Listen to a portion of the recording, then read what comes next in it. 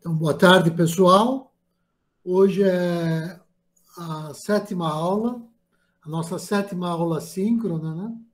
Aqui dentro da disciplina CMT 014, a arte e a ciência da meditação.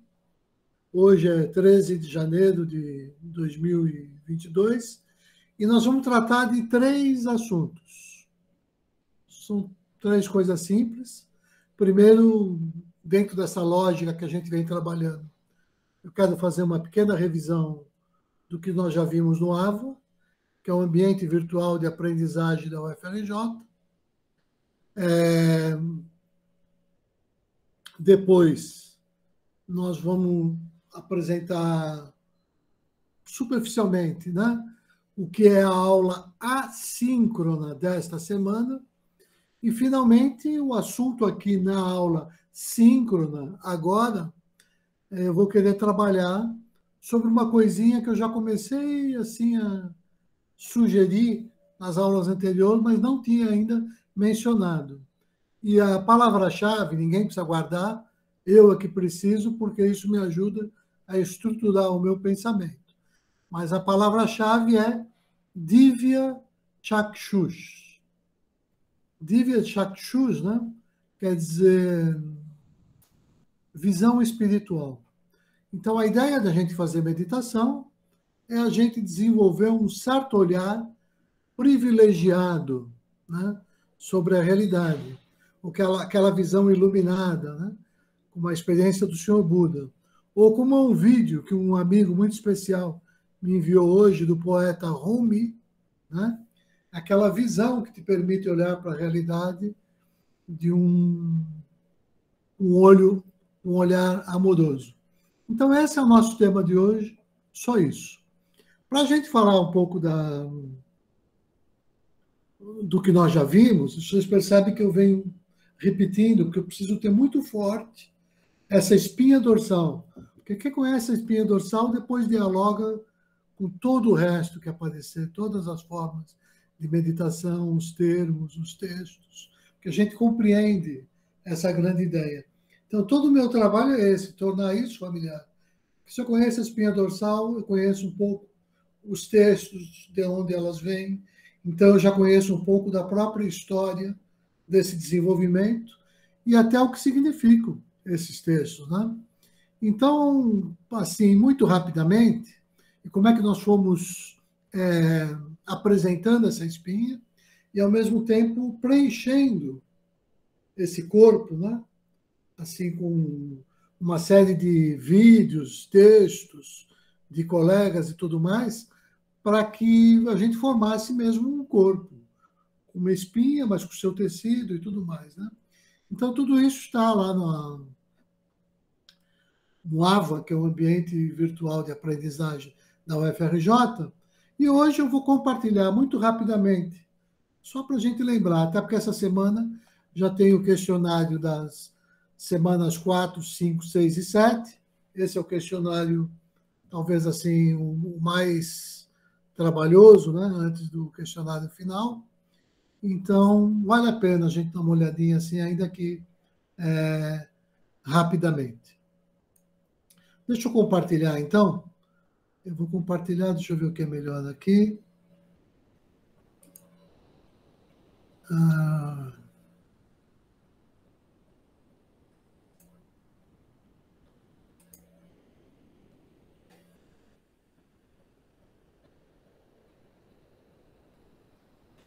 Deixa eu aumentar aqui, que está muito pequeno, acho, né?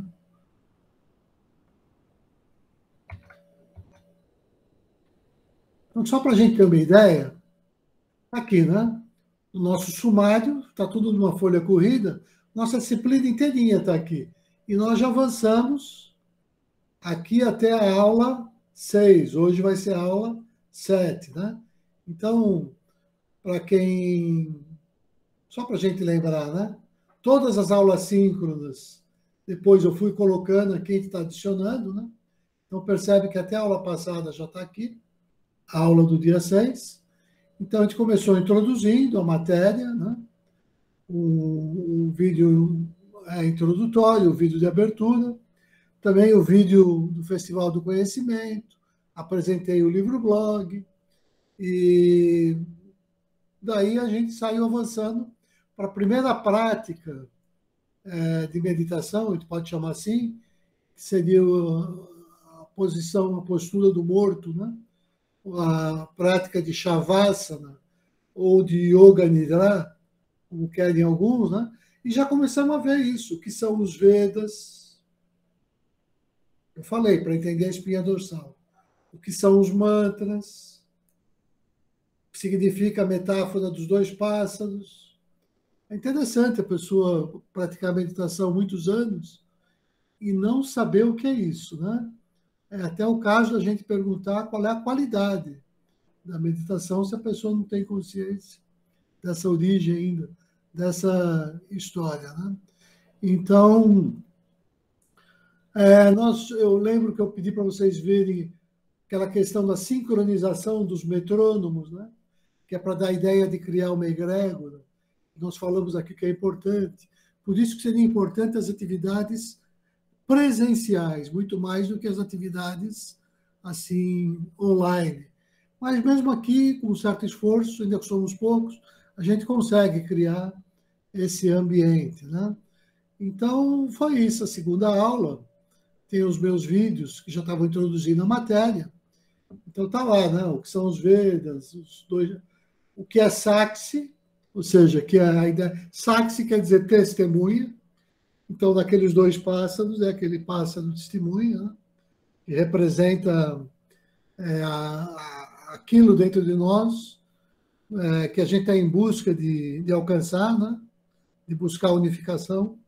Jung ia chamar esse processo de um processo de individuação do ser, né? É um pouco por aí.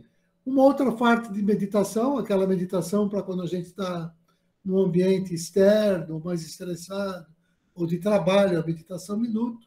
Cheguei a propor o vídeo do Walter Franco, porque ele se define como esse tropicalista zen socialista, mas o que eu gosto dele é que ele compôs aquilo que eu considero o primeiro mantra em língua portuguesa, né? Que é tudo é uma questão de manter a mente quieta, a espinha ereta e o coração tranquilo. Então, naquela época, né, lá nos anos 90, falar disso não era uma coisa tão simples como hoje. Então, para quem não viu e tiver chance, é muito bem humorado, sugiro ver no YouTube, está aqui, né, esse vídeo. Né? Diferentes olhares sobre a cultura, que percebe que todos os nossos recortes, né, depende disso. Nós temos esse olhar que ainda é um olhar meio nublado, meio turvo, enquanto a gente não alcança os olhos do espírito, né? Então, a partir daí, você vai ter todos esses recortes, todas essas diferenças, as ideologias, as contradições e tudo mais, né? Na terceira aula, eu já propus o primeiro questionário, a gente viu, então, a prática com a professora Maria Cecília de Mello, né, que é aqui da professora titular da psicologia aqui da UFRJ, e ela fez conosco uma prática de meditação que ela chama de a prática do centramento, lembrando da importância fundamental que é da gente encontrar esse centro, esse eixo. Muito importante lembrar disso, que é o tema da aula de hoje. A ideia de ter um centro. Ter um centro. O que é que significa ter um centro? Então, a professora fez essa prática com a gente, né? E eu segui lá falando, obviamente, da construção dessa espinha dorsal, falando sobre a Gita, falando sobre o Mahabharata, definindo o que é mantra, o que é religiosidade, o que é espiritualidade. Tudo isso nós já fomos vendo aqui nos vídeos, né? Então, o que mais? Falamos, assim, de uma espécie de meditação transcendental, um pouquinho das práticas que eu mesmo experimentei com vocês, né? Transcendental não no sentido do Rajneesh, mas transcendental aqui no sentido de que está além, né? Que transcende essa realidade nossa aqui, né?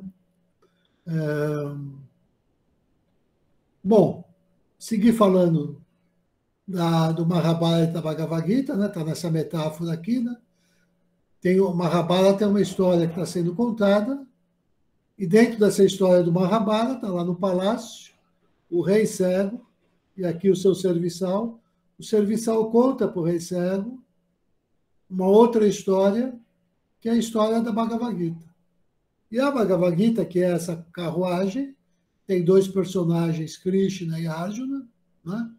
Então, a carruagem, isso aqui a gente chama de Gitopadesha, ou a espécie de metáfora da Bhagavad Gita, que olha para a carruagem como um corpo humano e para esses dois personagens como as duas vozes, a testemunha representando aquela consciência e o outro que de fato age no mundo, né? Que é a nossa personalidade. Tudo isso nós já vimos.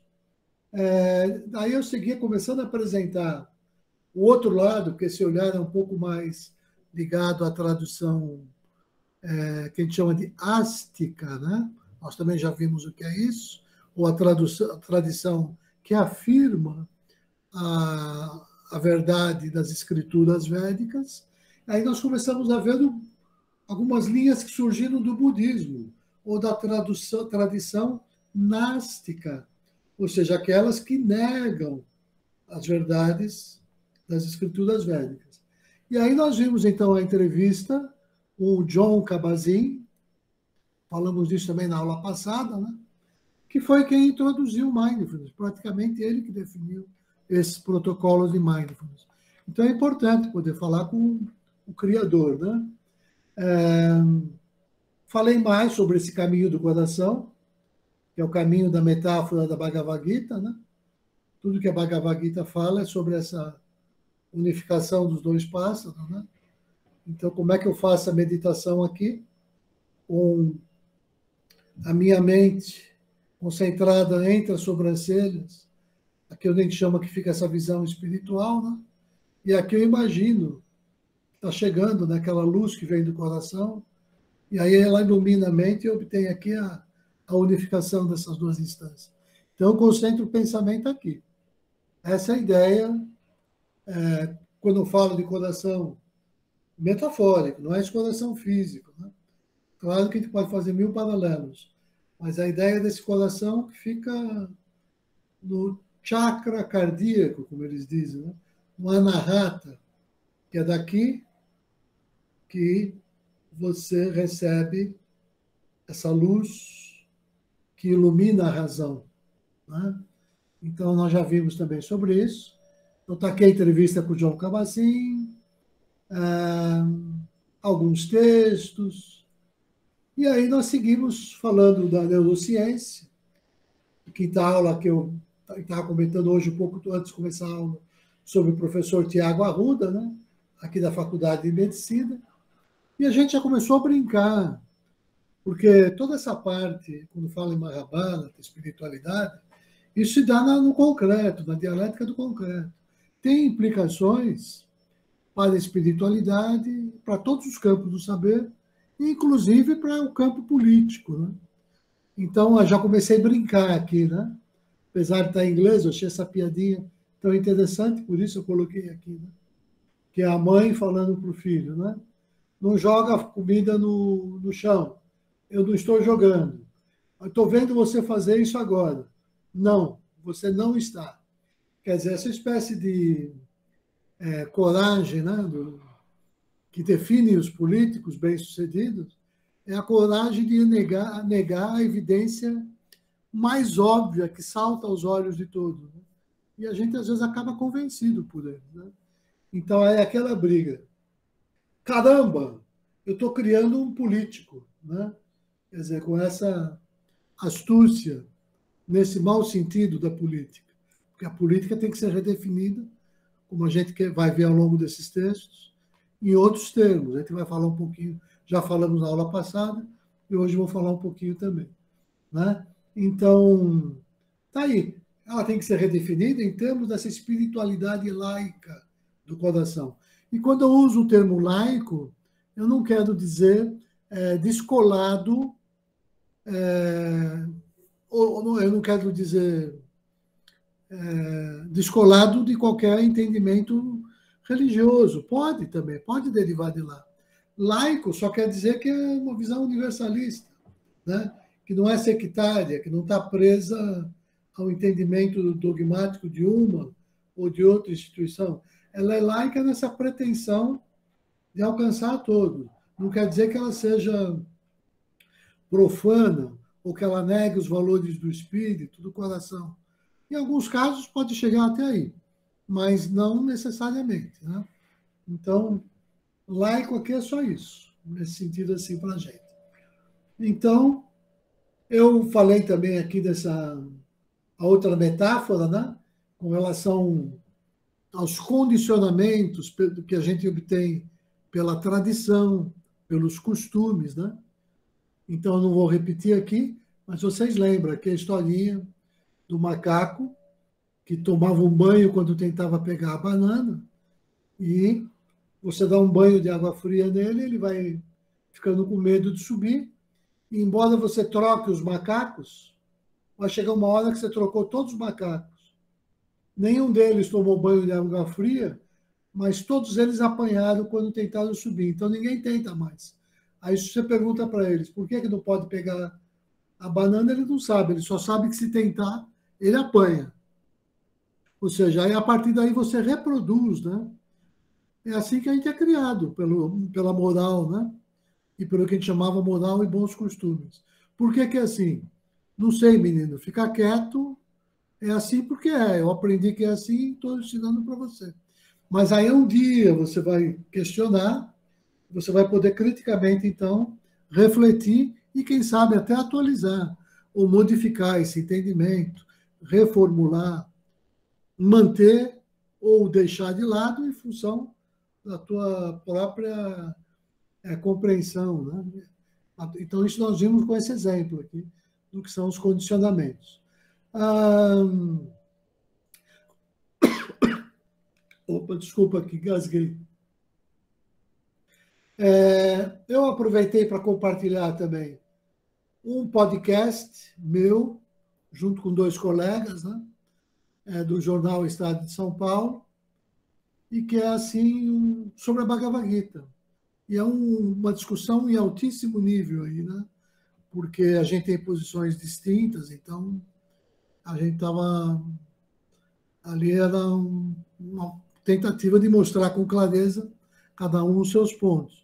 Mas é interessante, porque os pontos que eu defendi ali são esses que a gente trabalha aqui na disciplina. E está de bom, está de igual para igual. Eu discuti com essas.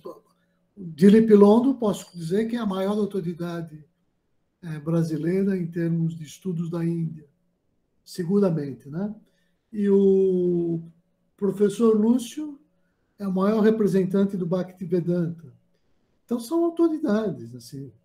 E eu sustentei tudo isso que a gente está vendo aqui nesse debate com eles, né? Então, é interessante para quem quiser ter uma ideia de como é que essas ideias se fundamentam, assim, e como elas dialogam com outros olhares, né? Como no caso desses meus 2 colegas. Então, comecei a falar das metáforas, né?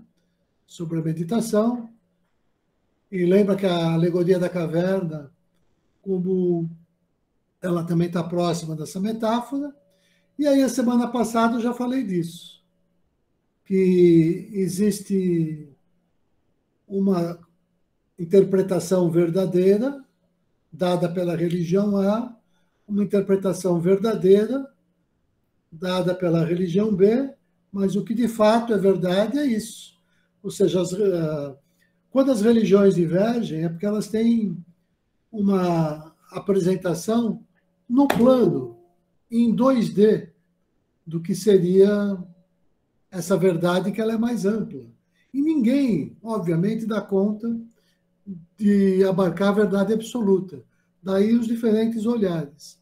Essa verdade absoluta, você tem alguns insights, sei lá, quando você se ilumina, vamos dizer, o caso do Senhor Buda, que se diz, né? Ou quando você alcança um alto estágio, né? Os grandes santos, sei lá, São Francisco de Assis, esses grandes seres, eles alcançam esse lugar, esse olhar privilegiado e amoroso que te possibilita olhar para aquela realidade de uma maneira mais integral e menos polarizada, né? Então, nós já vimos isso. E eu fiz uma revisão, né, falando sobre os pilares da nossa disciplina, e introduzi o mantra, o Namo Narayana, os mantras, falei sobre os mantras que faltavam. Então, isso faz com que a gente venha para a aula de hoje. A aula de hoje, que é a aula 7, né? Então, pronto, acho que eu vou parar de compartilhar agora para começar o que eu quero hoje, na nossa atividade síncrona, começando daquilo que eu propus na atividade assíncrona. Então, deixa eu só parar de compartilhar aqui. Pronto. Então, vamos lá. Hoje, já fizemos essa revisão, nós estamos agora na aula assíncrona da semana, o que ela trata, e em seguida eu vou começar a tratar da aula de hoje, da aula síncrona, ou seja, dessa visão espiritual que a gente chama de Divya Chakshus. Olha, até eu fiquei estranho agora. Divya Chakshus, né?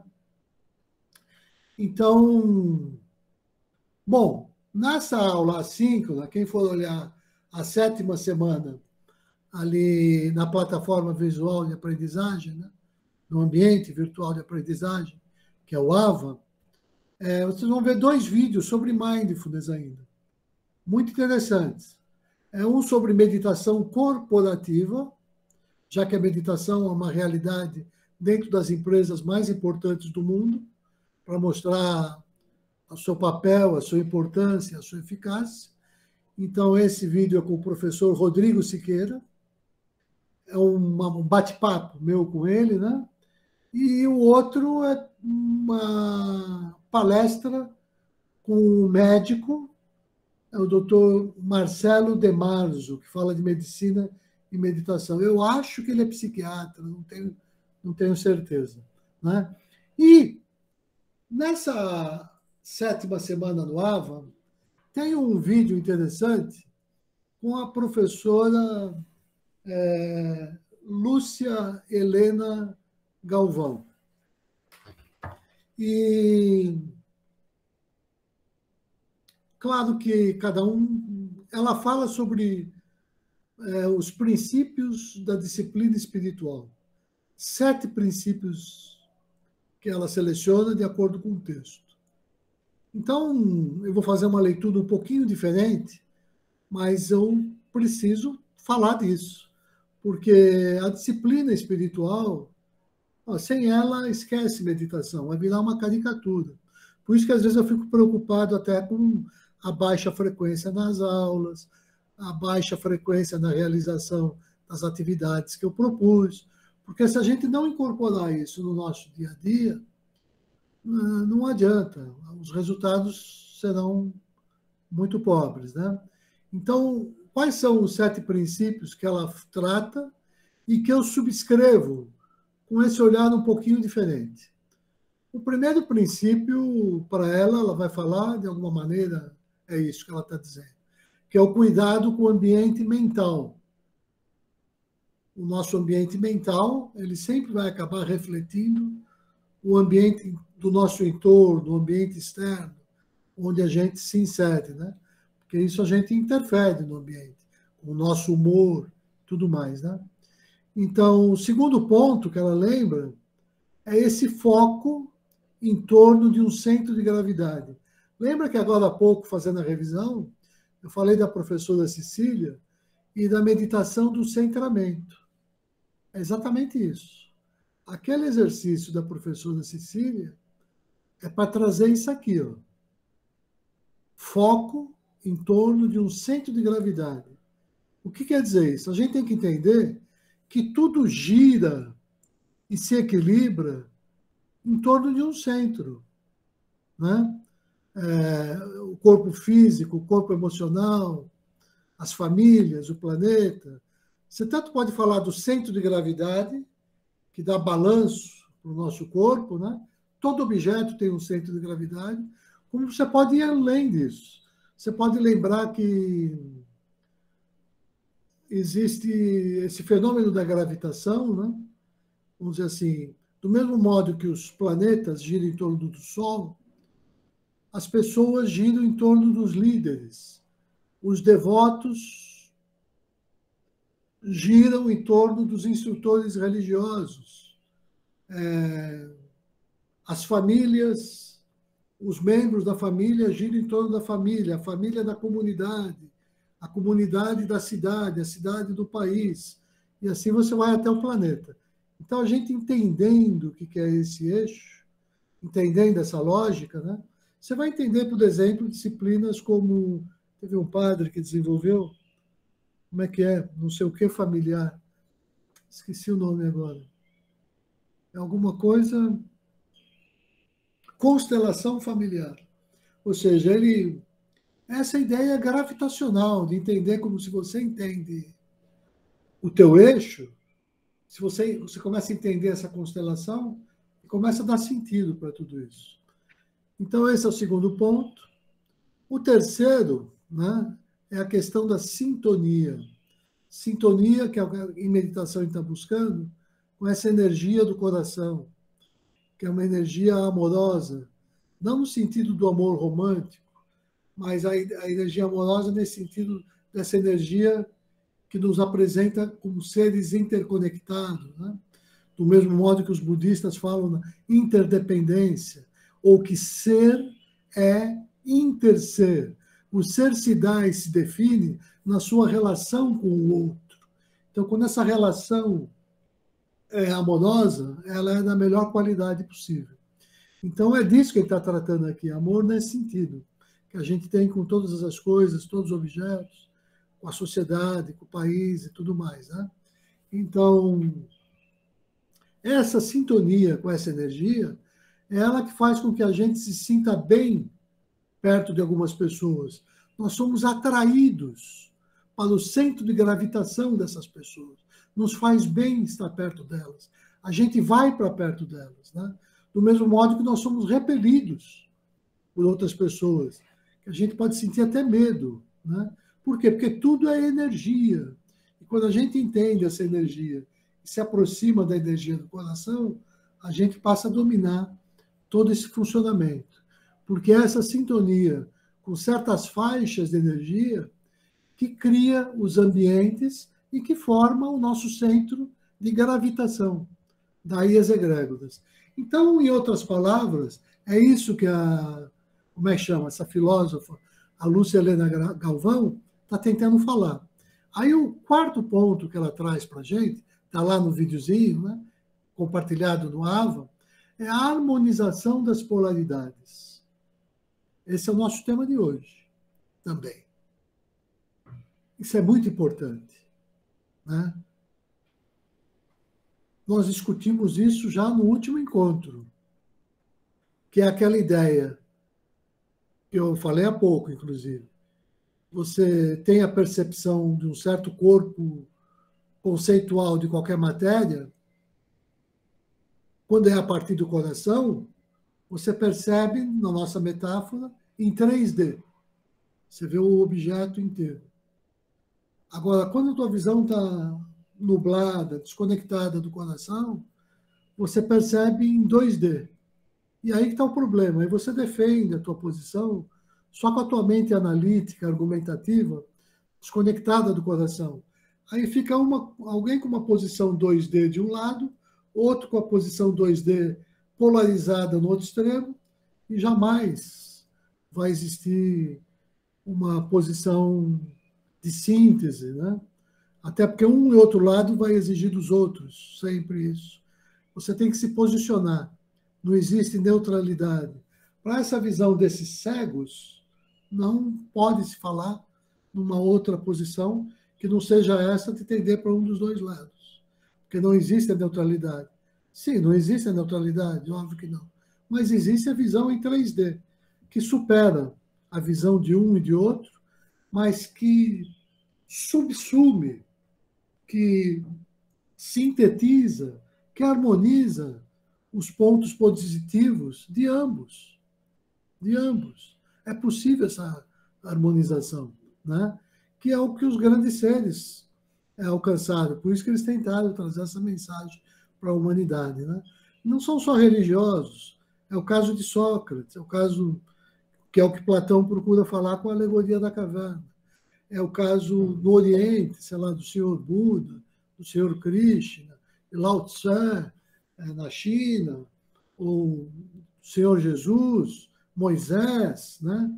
E por aí vai. Eu conheço pouco, não conheço pouco do Islã para falar, mas sei, quem é que sabe dizer o que não tem de verdade nas propostas de Maomé, do Corão? Com certeza tem, senão você não teria tantas pessoas boas também surgindo segundo essas concepções, né? Não só aqueles que são os maus praticantes, mas todas essas tradições têm bons praticantes. Até aqui no Brasil, as tradições nativas e tudo mais, né? Então, bom, tá aí a harmonização das polaridades. O quinto princípio é o ritmo. Aí eu volto de novo para o argumento de hoje, que eu fico sempre puxando a orelha de todo mundo. Pessoal, ritmo,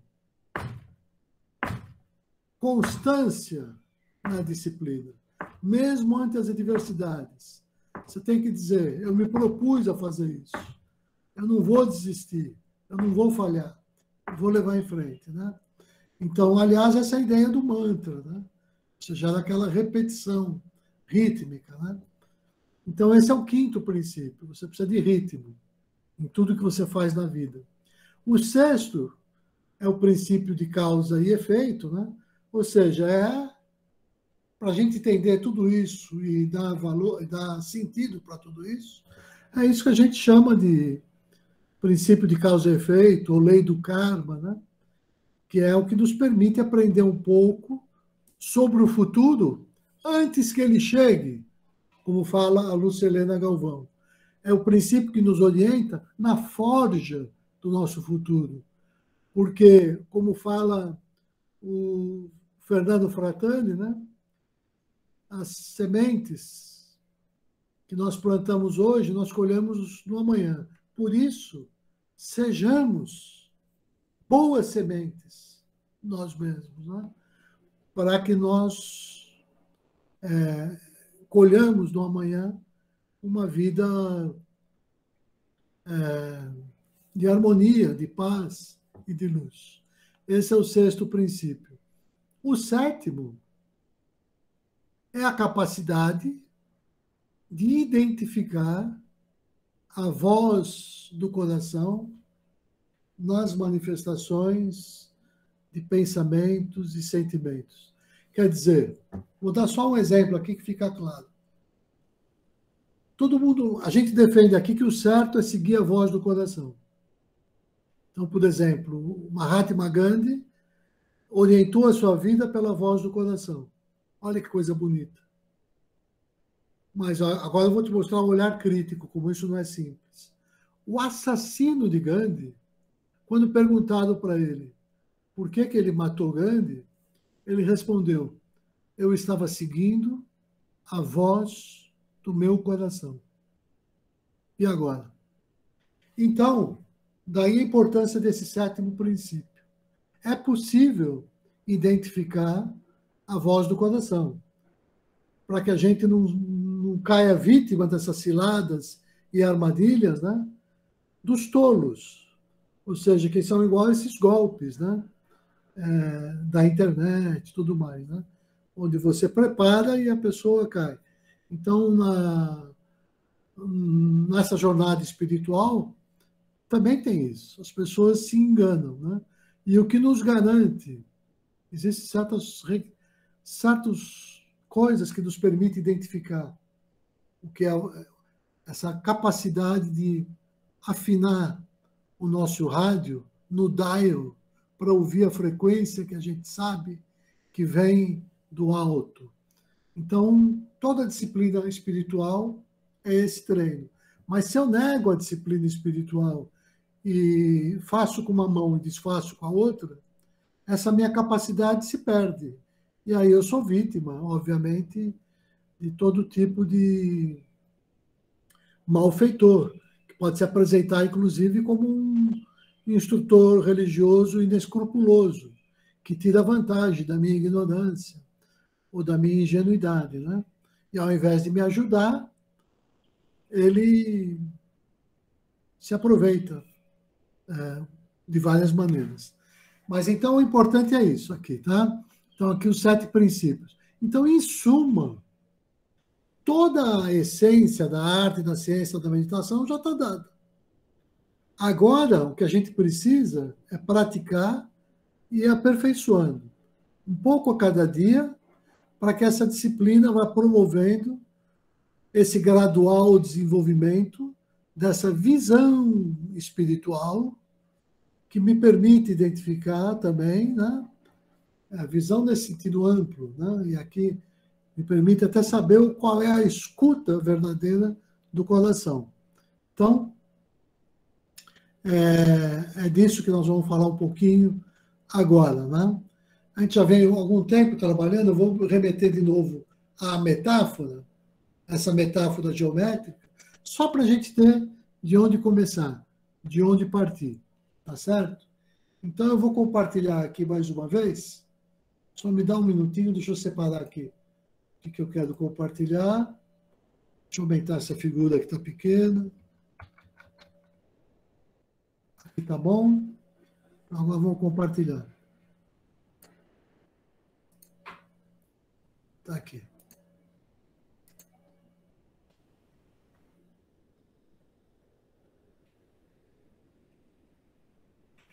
Pessoal, deixa eu já começar assim, pedindo a compreensão de vocês, que isso é um esquema, é o meu esquema, com a minha visão e compreensão de hoje. É imperfeita, tem erros, mas ela dá uma ideia do que é a visão espiritual, ou do que ela se propõe. Então, é o que eu estou dizendo aqui. Ó. Enquanto a gente não alcança essa visão espiritual, nós funcionamos segundo o modo egoísta da nossa mente. A nossa mente sempre busca o seu interesse pessoal, o interesse da sua família, dos seus próximos, do seu grupo, do seu partido político. É sempre uma relação de interesses, né? É característica disso, está certo. O seu nome chama lei de sobrevivência. Num primeiro momento, esse instinto de sobrevivência tem que se fundar nisso, né? Mas isso faz com que a gente se polarize, porque esses interesses são múltiplos, os entendimentos são múltiplos. Então, eu dei algum exemplo aqui do que é essa visão projetada da realidade, que é só uma projeção, né? Então, eu tenho aqui uma projeção que eu estou chamando de capitalismo. O capitalismo ele é fundado, obviamente, no monoteísmo judaico-cristão, mas ele envolve todas as formas de um certo teísmo, a grosso modo. Eu sei que tem capitalistas, ateus e tudo mais, mas a ideia é essa. Né? Do mesmo modo que do lado socialista, é o outro extremo da balança, né? Eles se fundam na negação desse Deus bíblico, né? Ou na existência e tudo mais. Então, eles pregam uma outra visão projetada. E esses dois polos têm uma dificuldade imensa, um de enxergar no outro a sua qualidade positiva, né? Eles veem no outro sempre o que está de errado, mas não veem o que está certo. Como é que a gente alcança a compreensão não dos aspectos da verdade, mas da verdade como um todo, né? A realidade que está aqui, que é esse cilindro, né? Então, por meio da meditação, da ciência e da espiritualidade, a ideia é que a gente vai iluminando a nossa mente para que ela passe a ver em 3D. Quando isso acontece, não é simples, a gente vai... É um exercício contínuo, crescente. Depois você dá certos saltos quânticos, né? Vamos dizer, eu passei a vida toda fazendo esse exercício e ainda não fui muito longe, vamos dizer assim. Mas tem outros, dotados de outros talentos, né, que alcançaram a iluminação. Então, eu nem estou lá no estágio muito inicial, mas ainda não posso falar que me tornei um bodhisattva ou um iluminado da igreja, aqueles que se iluminaram porque tem aquela auréola para mostrar que eles têm luz, né? A auréola dos santos, né? Então, não.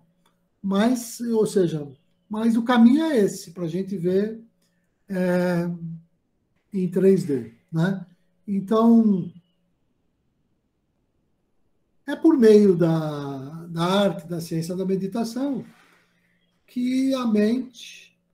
Isso aí, ó, a meditação aqui tem que tomar cuidado. A pessoa acha que é só ficar de perna cruzada com o olho fechado. Meditação é saber medir a nossa ação. Ou seja, meditação é meditação na ação. Então, é trabalhar pelo bem, né? Então por isso que eu estou dizendo aqui, ó, que por meio da meditação, a mente aprende a se deixar iluminar pela luz do coração e, a partir daí, a gente passa a ver em 3D. Né? Então, pronto. Então, esse foi o exercício até aqui. E aí, cada um tem, né? Cada um chegou. Eu vou falar agora um pouco da minha disciplina, né? Como é que eu sintetizo todos esses 7 passos? Como é que eu me coloco eu mesmo no espírito daquela meditação minuto? A meditação, como é que chama? Meditação, esqueci o nome agora, acho que era isso mesmo, meditação minuto, que nós vimos lá no início, né? Do Bodosson, que você está num escritório, por exemplo, você fecha os olhos e em 1 minuto no relógio você já muda um pouquinho, você se conecta, depois você vai mudando esse fluxo, né? Então, aqui no meu caso, né, nós já vimos, nós trabalhamos a ideia de mantras e de pranayamas. O que eu quis dizer com isso? Nós vimos aqui, né? E tem um mantra que é ao mesmo tempo mantra e é pranayama. É esse mantra e pranayama que me revela o mundo e eu no mundo, enquanto ator, enquanto personagem. Né? Por quê? É igual o PlayStation também, né? Você está ali como um personagem. Mas, na verdade, você é o ator do jogo, né? Então, como é que a gente percebe isso? A nossa respiração é esse mantra, né? Que já afirma Ram Sa. Ou seja, né? Eu sou isto. Ou seja, o pássaro que experimenta do fruto da árvore do bem e do mal é ele mesmo. A consciência testemunha. Então, quando ele diz eu sou isto, ele quer alcançar essa unificação dessas duas vozes dele mesmo, né? Então, a minha respiração diz isso. E o que quer dizer esse isto? Esse isto é o isto que vem do coração, vem daquele lugar que é cheio de luz, cheio de energia, cheio de amor. Tanto assim que a tradição cristã fala Sagrado Coração de Maria, Sagrado Coração de Jesus, né? Então, é esse lugar, né? Então, Ramsa, estou indo para esse lugar. Ramsa. Minha respiração já é isso. Inspiro paz e harmonia. Expiro amor, né? E me conecto, né? O mundo todo. Ramsa é esse Dhyana mantra. Porque ele é mantra, Ramsa, que eu posso repetir, né? O tempo todo. E é pranayama, né? Porque é o pranayama natural da respiração. Então, Hansa, o Dhyana Mantra, o mantra da meditação. Hansa, o mantra que revela o Bhagavad Gita Mantra, Om Namo Narayanaya, já que Om Namo Narayanaya quer dizer Om, eu me rendo, Namo, eu me rendo, a Narayana, ou seja, ao pássaro testemunha, Narayana, esse quer dizer ao, né? Esse A final. Então, é o mantra que revela a Bhagavad Gita. E por que a Bhagavad Gita? Porque Narayana é Krishna e Nara é Arjuna. Então, esse mantra sintetiza a Bhagavad Gita. É o mantra universal, né? Presente na respiração de todos os seres humanos. E, portanto, ele não é exclusivamente budista, nem hinduísta, nem cristão. Pode ser tudo isso e nada disso. Não importa, porque nós trazemos em nós esse alento vital que nos conecta com a nossa essência. É um mantra que unifica as três pessoas. Eu, tu e ele, né? A gente aprende assim nas aulas de português, né? Eu, tu e ele, ou ela, né? Claro, hoje em dia, né? Então, é um mantra que unifica os três estados: subjetivo, objetivo, transcendente, né? Então, quando eu dissolvo a relação sujeito e objeto, aí eu estou me remetendo à transcendência. Então, é um mantra que revela o significado do mantra Om Tat Sat, que expressa a transcendência, a objetividade e a subjetividade, né? Então, é um mantra que se oculta no A-U-M e que nos unifica ao que é o O-M. Esse mantra A-U-M e o OM é a mesma coisa, em versão analítica e em versão sintética. Eu tenho três no um. O OM é o um e o AUM é o três. Mas são as três. Vou falar só isso, que é melhor. São os três no um. É um mantra que unifica o sagrado e o laico, o espírito e a matéria. É um mantra que acende o fogo do coração, que se manifesta como o poder do amor em ação. Então, esse é o Dhyana Mantra Hamsa. Esse é o meu mantra da minha disciplina. Por isso que eu escolhi esse recorte e eu construí a disciplina assim. É claro que existem outras construções. O que eu estou dizendo é que essa construção dá conta, me permite explicar todo o fenômeno da meditação. Mas eu não estou dizendo que é o único mantra. E nem estou dizendo que esse mantra é exclusivo meu, né? Mas foi assim que aconteceu comigo. Não vou falar mais do que além disso, né? Então, Hansa. Eu sou o fogo ardente do coração. Hansa. Eu sou a presença da paz e do amor em ação. Hansa. Inspiro paz e harmonia, a energia sagrada, e expiro amor, né?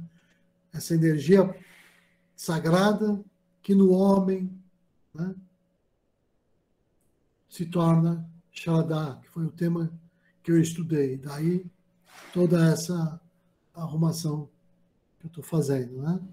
Então, Om Hansa Soham Yogisvani Rim Swaha. Om, eu sou o eu sou. Saudações, né? A Sri Yoga Devi. Om Namah Sri Parama Ishbhyo Yogbhya Shubhavastu Sarva Jagatan. Om. Saudações aos grandes seres, aos grandes yogis, aos grandes santos, que haja bem-estar em todos os mundos e planos. Samasta Siddhi Sampana, Hardeshwara Purashwaraham, Prartaye Sarva Lokebhyaha, Shubham Nityam Bhavatu Iti. Invocamos a graça do soberano morador do coração, a testemunha de infinita realização, para que o bem-estar eterno floresça em todos os mundos. Ahasmami Aparadanam, Alaio Akinchanu Agatihe, Tuameva Upaya Mutome Bhawa. Eu estou aqui prostrado, sem nenhum conhecimento da verdade absoluta e cheio de faltas. Vem tu a mim e purifica o meu ser. Asmat Gurubhyo Namaha. Asmat Parama Gurubhyo Namaha. Asmat Sarva Gurubhyo Namaha. Saudações aos instrutores religiosos.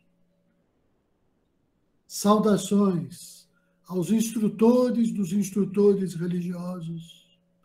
Saudações a todos os instrutores religiosos de todas as religiões.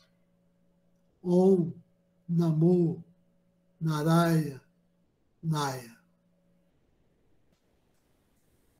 Meditação do coração. Eu vou pedir agora que todos procurem o ambiente e a posição em que vocês possam ficar confortáveis e em silêncio, sem serem perturbados por ninguém, pelos próximos 5 ou 10 minutos.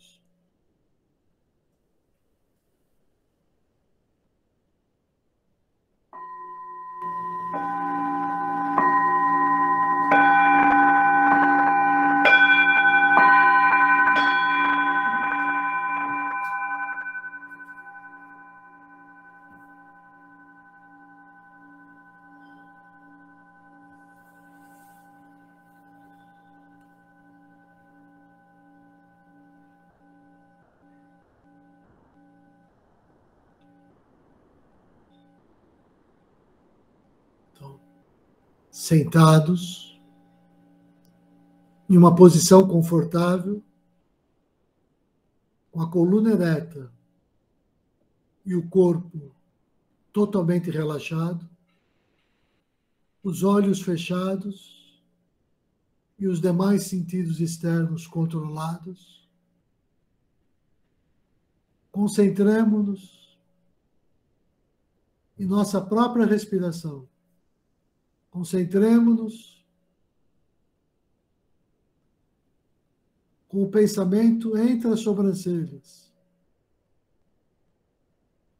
E bem suavemente, inspiremos paz e exalemos amor. Inspiremos paz e harmonia e exalemos amor universal e impessoal para todos os seres, para todo o universo.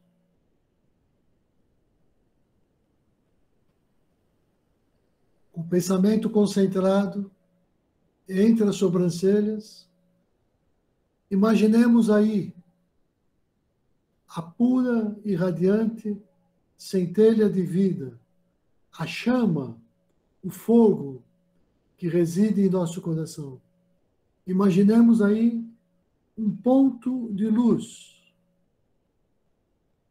e atentos ao ritmo suave da nossa própria respiração, contemplemos como esta imagem da luz do nosso próprio coração, como ela nos dirige ao coração, ao Anahata, o chakra do coração, que é a fonte de amor universal, radiante como a luz do sol, que se expande até a imensidão do infinito, envolvendo no mais puro amor a toda a criação.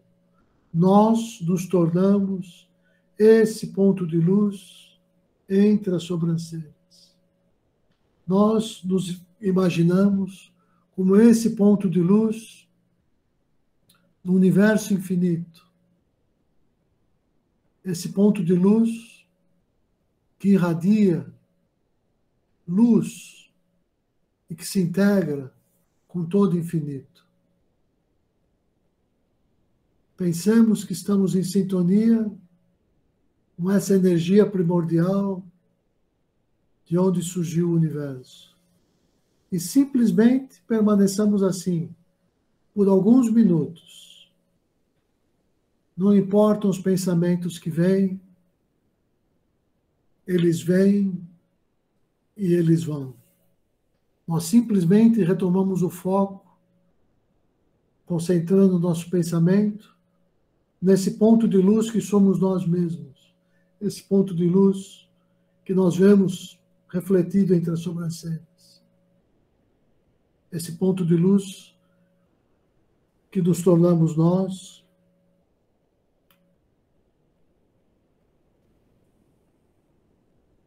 E assim, os pensamentos se espaçam entre um pensamento e outro. Tudo que existe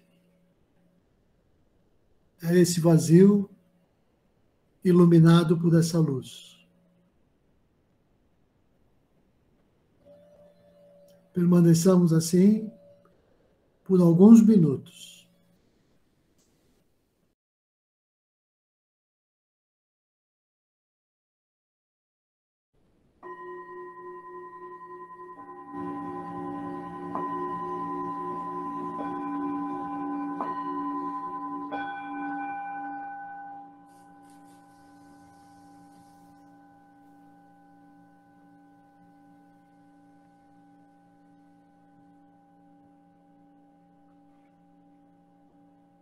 Terminamos assim essa pequena prática de meditação guiada. Om, Om, Om, Hrim, Rim, Man, Namah. Om, Tat, Sat. Namastê.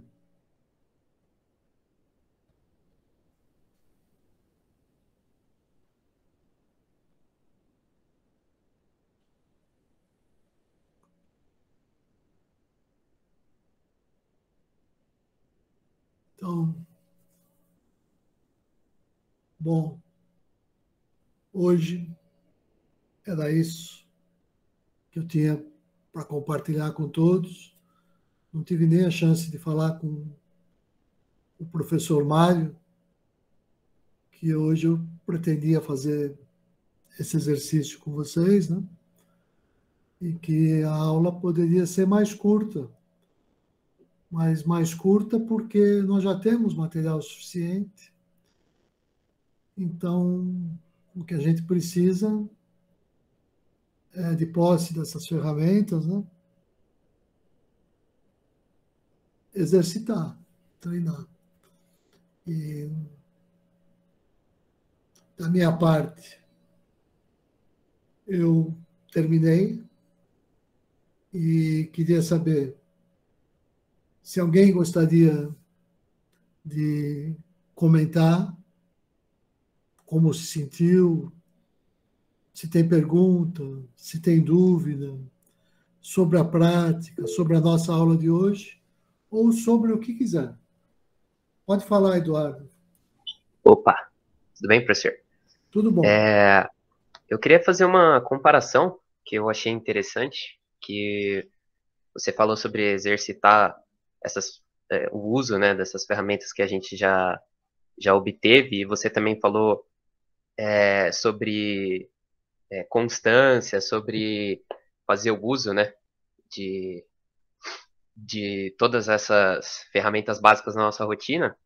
E eu me lembrei de algo que talvez tenha até relação com essa parte do budismo, né, na parte da meditação do budismo, que muitas vezes os praticantes de artes marciais, né, principalmente daquela parte do Extremo Oriente, né, que muitas vezes são seguidores do budismo e muitas vezes são praticantes da meditação também, eles têm essa questão da prática, né, repetitiva e constante também na arte marcial, né?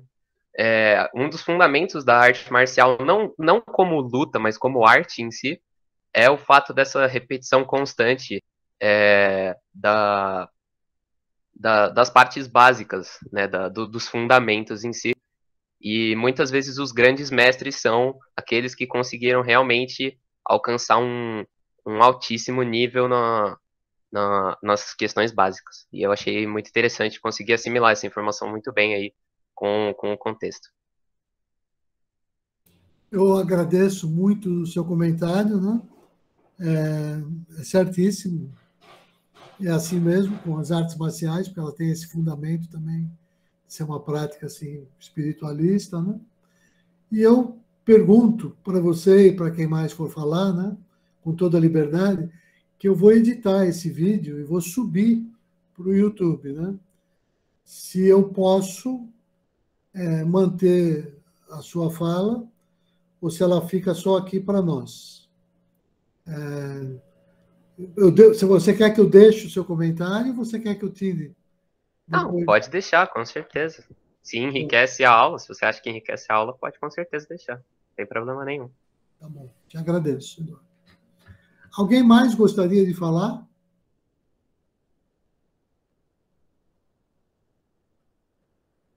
Qualquer coisa.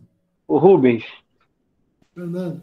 o Rubens, fala um pouquinho desse conceito que eu achei interessante, que você falou da meditação, é saber medir a nossa ação. Então, isso aí está no verso 50 do capítulo 2 da Bhagavad Gita. Lá você define assim, que yoga é maestria sobre todas as ações. Isso quer dizer o seguinte, quer dizer que quando eu busco a perfeição na minha ação nesse teatro da vida, enquanto personagem agindo nesse teatro da vida, o teatro da vida reage sobre mim. E a minha busca da perfeição faz com que se revele o ator universal, né? Então você começa como personagem, mas vou dar um exemplo mais próximo do nosso teatro mesmo, né? Como é que você sabe que um grande ator é um grande ator? Por incrível que pareça, não é pelo ator. Você sabe que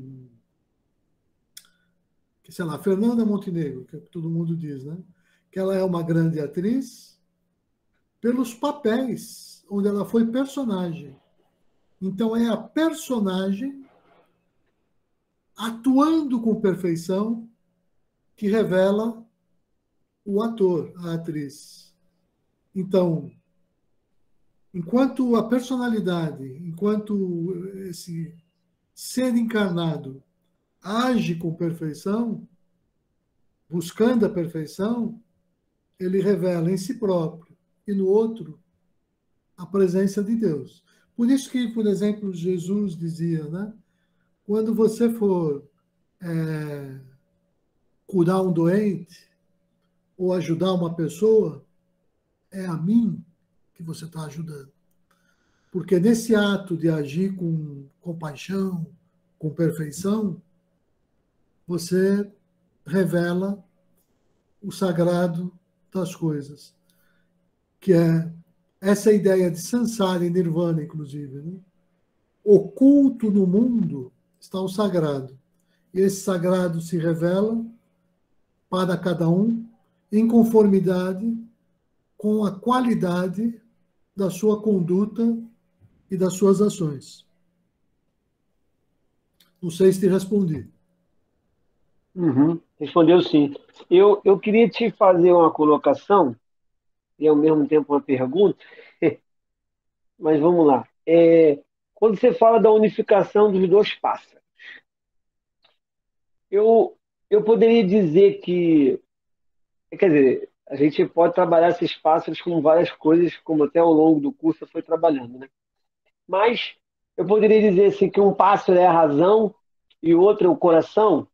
E quando você fala de unificação, eu poderia dizer que precisa espiritualizar essa razão e racionalizar o coração. Então, esse é um tema muito polêmico que divide todo o Ocidente, porque no Ocidente, ainda mais no âmbito da filosofia tomista e cristã, né, a gente entende que a razão já é, ela por si só, iluminada, né? Que a razão já tem essa qualidade. Mas, na verdade, a ideia de unificar os dois pássaros é atender aquela frase de Jesus, né? Que ele diz, eu e o Pai somos um. Ou seja, a minha alma é um com o Espírito absoluto. É essa a unificação. E, de fato, a esfera da alma, ou a esfera do ser, no caso da tua tradição, né, Fratani, que eu sei que você vem da tradição espírita, reencarnacionista também. Né? No caso dessa tradição, aquilo que reencarna é aquilo que precisa crescer, precisa se desenvolver, que é imperfeito. Então, isso é essa esfera que ainda é mental. Né? Por quê? Porque existe em todos nós uma fagulha da divindade, ou de conexão com a divindade, que ela não cresce, que ela é eterna, que ela sempre existiu, que dentro dessa tradição. Então, quando eu unifico isso, é eu encontrando a minha própria eternidade. Mas, de fato, você tem toda a razão, esse tratamento que a gente está dando aqui, ele é diferente do entendimento da filosofia, para as palavras razão e sentimento. Até porque você vai ver que aí, isso tem até na justiça, com certo preconceito, né? É como se a parte das emoções e do sentimento fosse o que nublasse e não o que purificasse a tua razão. Tanto assim que você diz que a justiça é cega. Ela não pode se deixar levar pelas suas emoções. Mas eu não estou falando das emoções inferiores. Eu estou falando daquele lugar no Sagrado Coração do qual ninguém pode se omitir. Né? Então, por exemplo, seguindo essa lógica de que a justiça é cega, eu estaria dando razão para Pôncio Pilatos quando ele lavou as mãos, porque as emoções não o tocavam. Não, estou falando desse outro lugar onde eu não posso lavar as mãos, porque o meu compromisso com a verdade, e com essa luz e com esse amor do coração, é o amor que me move. Amor nesse sentido, inclusive como definido por Jesus. Né? Quando é esse amor que me move, eu tenho que abrir os meus olhos para o que ele me aponta e não colocar uma venda nos meus olhos, como pede essa justiça fundada nessa razão da lógica da filosofia aristotélico-tomista. Porque, de fato, na filosofia está definido assim mesmo. Isso é problemático. Tanto que, mesmo na ciência, ninguém conseguiu até hoje dar conta dessa categoria do sentimento superior. Você acha que isso não cabe em ciência. No entanto, os gigantes, né, sempre quiseram arrumar um jeito de colocar lá. Por exemplo, Pascal, né, quando ele diz: o coração tem razões que a própria razão desconhece. Nós chegamos à verdade não simplesmente pelo razão, mas principalmente pelo coração, porque é o coração que ilumina a razão. Então, essa que é a ideia que está em Pascal. E em Rousseau, eu não vou lembrar aqui a frase, mas isso também está um pouco presente. Agora, quando eu tiro o sentimento e deixo só a instância da razão, É como se eu estivesse saindo do campo da lógica orgânica, que é por si só contraditória, e entre no campo da lógica inorgânica, que é característica não dos seres humanos, mas das máquinas frias e calculistas, que funcionam só segundo a álgebra de Boole, 0 e 1, 0 e 1. Mas elas não são dotadas de sentimento, essa categoria especial que faz parte do espírito humano, né? Então, é isso que tem que iluminar a tua parte de máquina, a tua parte corpórea, já que a razão é uma faculdade, como muito bem sabe a neurociência, é uma faculdade do cérebro. Essas operações fazem parte lá desses circuitos que nós temos. Mas aquilo que te dá consciência e o sentimento de ser, o sentimento de eu, não. Isso não pode se provar que seja um fenômeno do cérebro. Está em aberto, porque a ciência não sabe o que é isso. A ciência não sabe dizer o que é a consciência. Ela arrisca dessa proposta de um entendimento material e descolado desse plano dos sentimentos superiores do espírito. Mas isso nunca jamais se conseguiu provar. Ainda mais agora, que a biologia começa a apontar, né, que todos os seres apresentam como comportamento, de uma maneira quase que instintiva, né, do altruísmo. Eles chamam de altruísmo biológico, que é uma tendência mais forte que a competição na relação de desenvolvimento e sobrevivência do planeta. Como o nosso olhar está viciado e a gente cego para o altruísmo, via em tudo a competição. Então, o recorte que a gente faz para selecionar os experimentos acaba por privilegiar os resultados que favorecem a seleção natural e tudo mais. Mas, se você for em Antônio Nobre, nós já vimos aqui na disciplina, ou em Maturana, esse chileno, que trabalha com o conceito de autopoiesis, vai perceber que essa categoria do amor, que não faz parte da razão, né, nesse sentido que a gente está tratando aqui, é ela que ilumina a razão, é o amor. E, assim, eu aposto nisso, porque os grandes sábios e místicos apostaram, né, inclusive Jesus, sem necessidade de eu dizer que eu sou religioso por causa disso, né? Pode ser que sim, pode ser que não importa, mas é uma outra faculdade, que lá nas categorias da Índia, isso é mais fácil de identificar, porque tudo isso que a gente está chamando de razão aqui, a gente pode chamar de manas, que é para a mente, lá na Índia. E essa outra parte, onde manifesta essa luz, a gente chama de Buddhi. Embora, de novo, eu saiba que essas categorias são tão difíceis de definir, que muitas pessoas definem Buddhi como uma faculdade intelectual, o discernimento e tudo mais.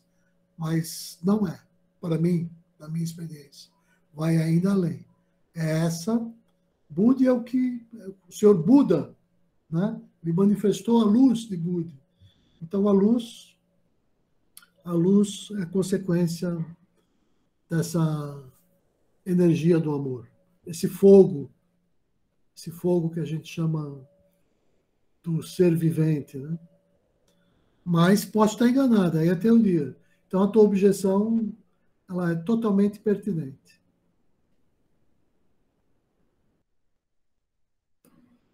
Tudo certo? Tudo bem, tranquilo. Alguém queria dizer algo mais? Professor Mário, os alunos? E se alguém não quiser que esse comentário apareça, me avisa, porque aí eu não. É a primeira vez que eu estou colocando os comentários, né? Professor Mário, pois não.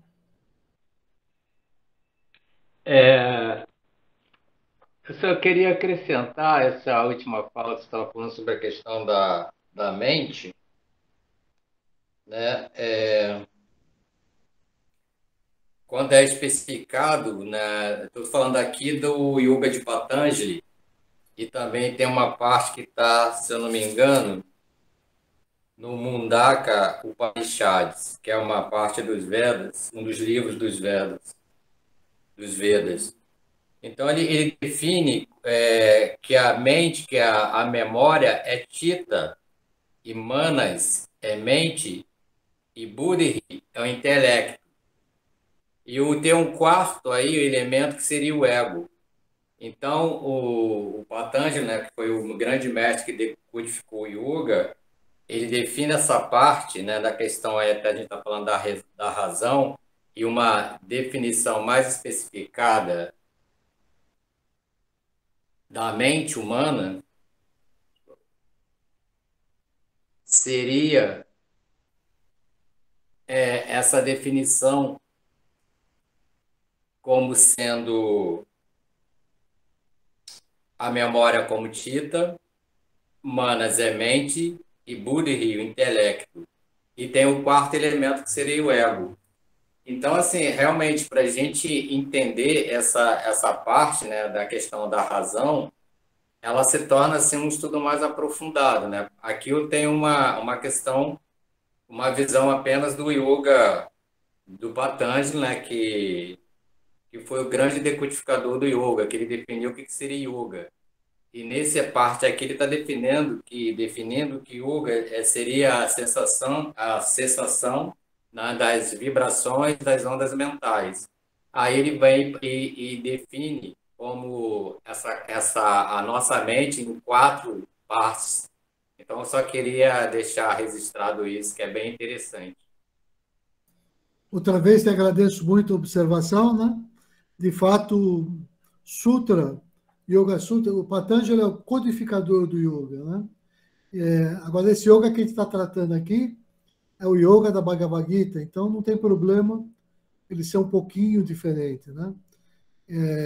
E agora, mesmo os seguidores de Patanjali, eles não sabem ao certo como traduzir em categorias ocidentais, né? A palavrinha Chitta. Você lembrou bem aí que tem a ver com a mente, né? Para eles, é essa mistura de pensamento e sentimento. Tudo aquilo que pode perturbar, o que você muito bem lembrou, essas ondas da mente, né? Por isso que ele fala que yoga é chitta vritti nirodha, né? É a cessação dessas perturbações mentais originadas por pensamentos e sentimentos. Então, olha como é complicado. Isso não é simples, você tem razão. E de fato, o Antahkarana, como eles dizem, ou seja, o ser interior, né? Ou para alguns, aquilo que segue reencarnando de vida para vida, né? É esse ser composto do Ahankara, você lembrou bem, ou seja, Aham quer dizer eu, Kara, sentimento de, aquilo que é o senso de eu, a ideia de eu, né? Ou de ego, é uma coisa. Então, Ahankara, Manas, a mente emocional, né? E Buddhi, que você pode chamar de intelecto, a gente pode chamar aqui também, dependendo como é que eu vou definir o intelecto, né? Ou eu posso falar, como dizem os teosofistas, né? Em mente inferior e mente superior. Se fosse falar em linguagem lá da teosofia, né? Então, a mente inferior é essa das emoções e da razão, e a mente superior é essa das intuições e do sentimento de amor. Então, a intuição, a gente diz que vem de Buddha. Por isso que quando a gente chama só de intelecto, né, a intuição não necessariamente faz parte dessas categorias que o intelecto, conforme definido aqui no Ocidente, dá conta. Mas isso é uma questão filosófica. Então, e como dizia o senhor Buda, né, cuidado com as discussões filosóficas, porque elas são estéreis, né? e a pessoa se perde. O importante é que a gente tenha uma boa prática e pratique. Por isso a questão do o Fratani, né, colocou. O que é essa coisa de medir a ação? É isso. É lembrar como lembrou o senhor Buda, né? Olha, eu não vou discutir se existe espírito, nem se existe Deus. Isso não leva a lugar nenhum, não dá para provar. Agora, o que eu sei e o que eu experimentei é o seguinte, né? 4 nobres verdades. O mundo está fundado no sofrimento. Esse sofrimento tem uma raiz nos desejos inferiores. Eu posso arrancar esse mal pela raiz, e para isso existe uma disciplina óctupla. Está aí as 4 verdades, né? A raiz do sofrimento, a origem do desejo, arrancar pela raiz esse mal, seguindo uma disciplina, que foi tudo que a Lucilena Galvão, no vídeo de hoje, disse para a gente, em outra linguagem ainda. O senhor Buda propõe a disciplina óctupla, né? Chama Ashta, agora não lembro no budismo como eles dizem. Ashta não sei o que, Marga, né? Que é a via budista. Do mesmo modo, em Patanjali, a disciplina é óctupla, né? Que são os 8 passos, né? Nós vimos aqui também na disciplina, ou veremos, não tenho certeza, se já passou em algum artigo. São os yamas, os niyamas, os asanas, os pranayamas, pratyahara, dharana, dhyana e samadhi. São os 8 passos do Ashtanga. E a parte das prescrições e das restrições, aquilo que eu tenho que fazer e aquilo que eu não posso fazer, está dado nos yamas e niyamas, ou seja, isso é a disciplina, né? Então, mas eu concordo, Mário. E digo que essas questões, aqui eu apresentei o meu ponto de vista dentro dessa lógica, assim que eu defendo, sustento, mas eu sei que não há consenso sobre isso.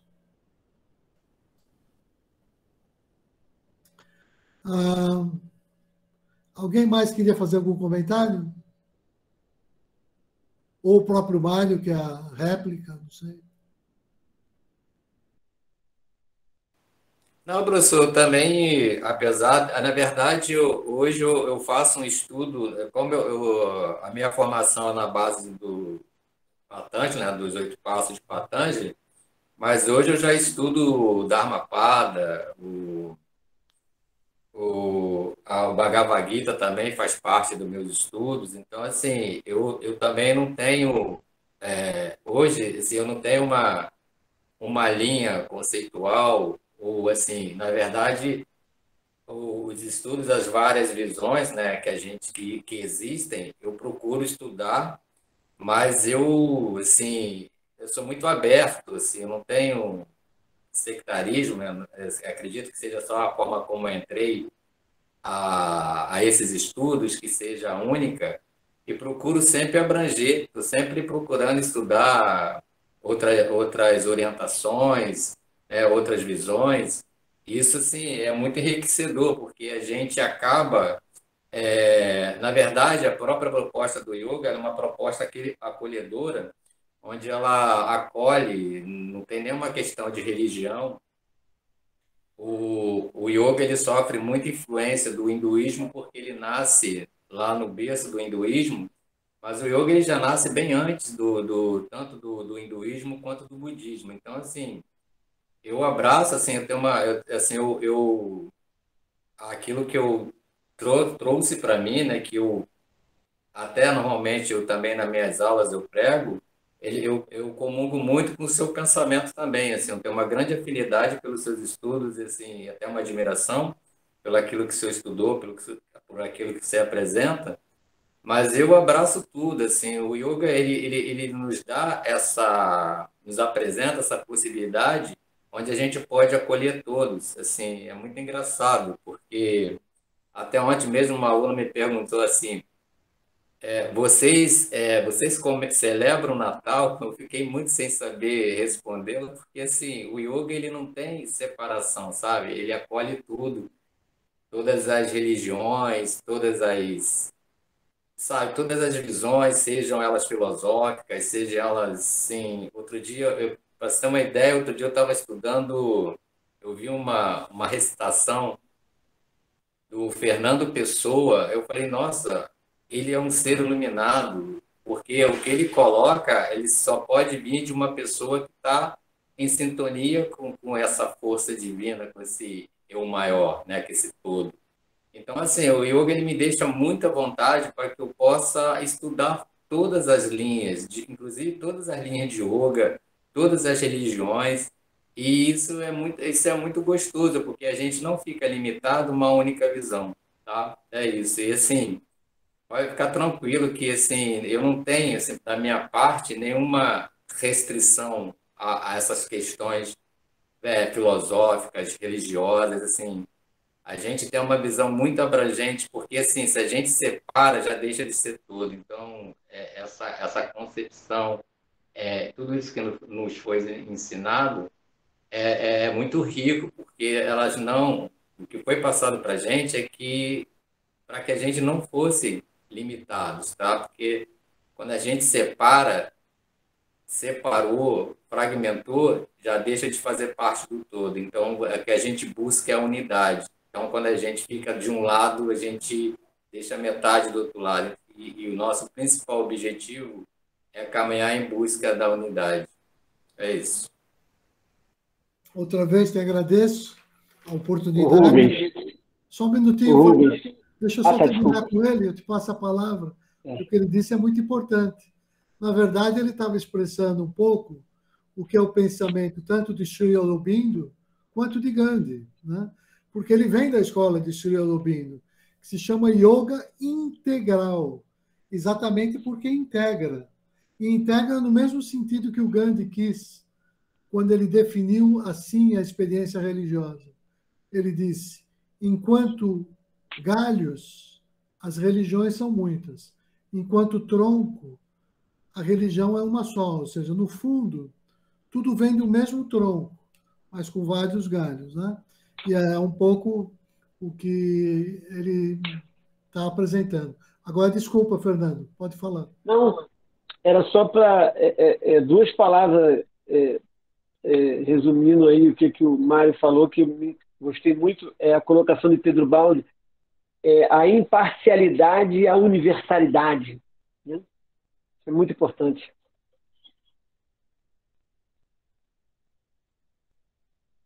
Pronto. Então, é assim que a gente começa a caminhar para a iluminação, né? Ou para enxergar em 3D. A brincadeira que eu fiz da metáfora aqui, né? A gente vai caminhando, igual uma formiguinha, um passinho de cada dia, né? Cada dia. Alguém mais queria falar alguma coisa? Senão eu vou encerrar. Tudo certo, pessoal?